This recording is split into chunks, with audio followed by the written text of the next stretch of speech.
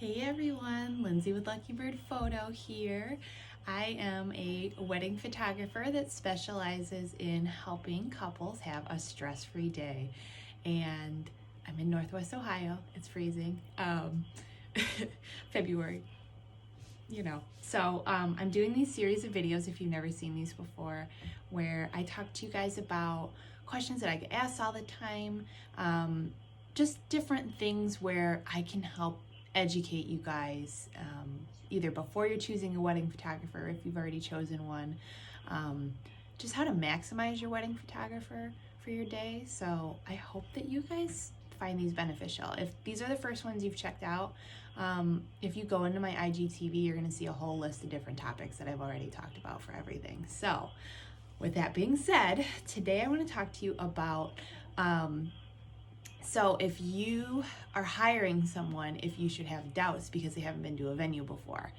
And I get asked all the time, have you ever photographed at fill in the blank venue? And most of the time it's yes, but the thing specifically with churches, if people are doing like a church wedding, is there are so many churches. No, I have not been to all of them. That would be insane. I've been to the bigger ones, around here, and obviously like the smaller ones if people are having their ceremony there and they belong to a smaller church. But that's usually the one where I'm like, no, I haven't been to some church in 20 minutes away no.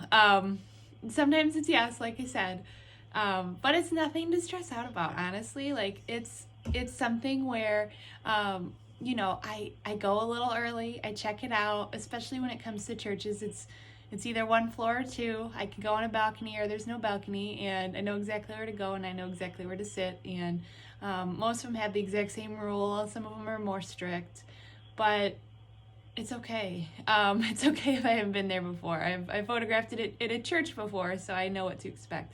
And when it comes to venues, sometimes if a venue's newer and I'm not one of the first photographers there, like somebody's not booking last minute, they're opening in October and they get these October brides and, I'm fully booked and I don't get to go to this wedding venue for like a whole year. It's funny how many people ask me, they'll say, hey, have you ever been to this venue before? And it's like, no, it's new. Like I haven't been there.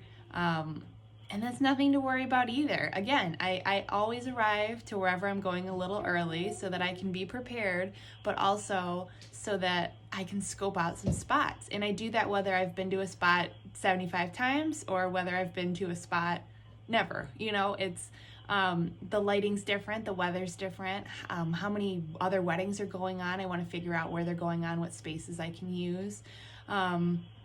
Yeah, so honestly, it's okay. The thing that I tell everyone when it comes to your photographer, if you're comparing, you can't really compare a photographer that shot somewhere with somebody that hasn't, because I just feel like it's based on how they're going to interpret that day. Somebody could have photographed at a spot 60 times and you hate their photos, or you don't get the same vibe, like the same connection with them, and that's no way to choose a photographer. I mean, I would rather choose a photographer that I know is going to show up early, that hasn't been somewhere before, that's going to do research, that's going to look online, pull inspiration from other things, and just really be invested in my day. To me, that's more important than finding somebody that has been somewhere before.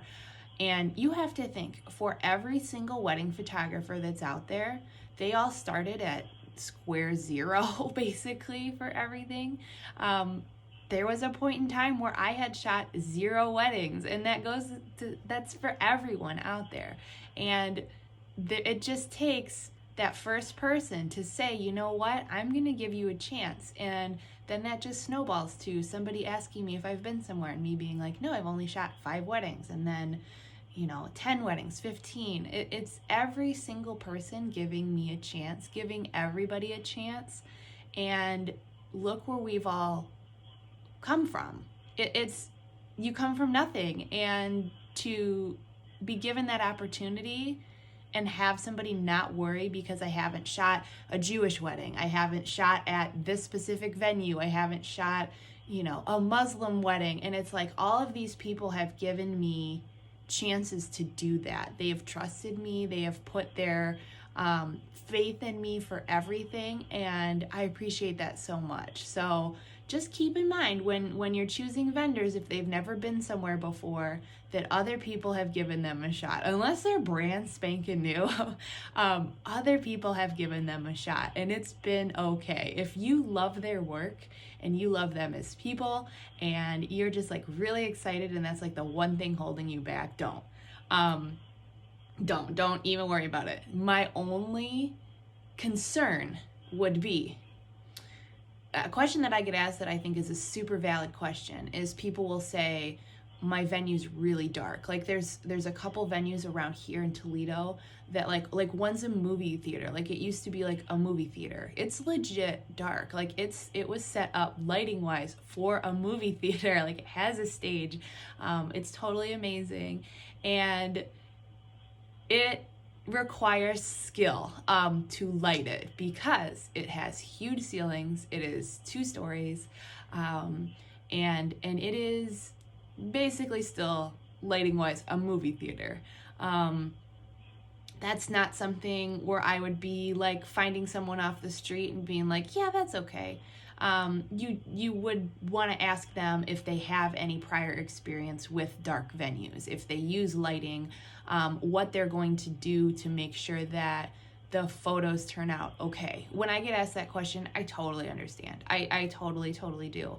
And then I'm able to just show pictures of me using flash, either in that venue or in different situations, and that kind of puts people at ease.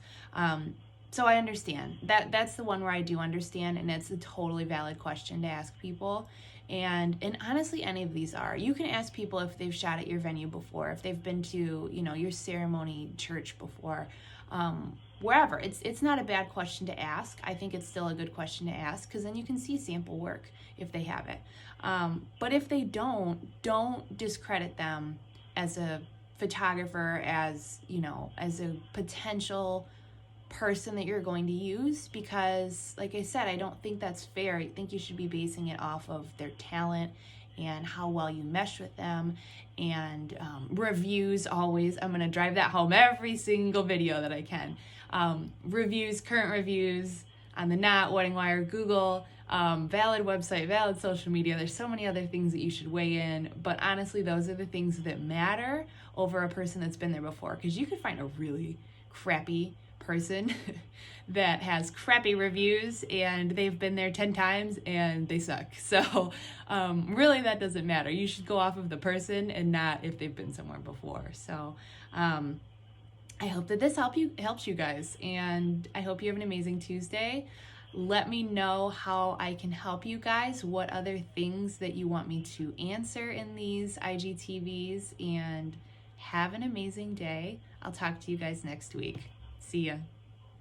So they will self-educate. Then they'll start looking where to find a solution. I'm going to make you know.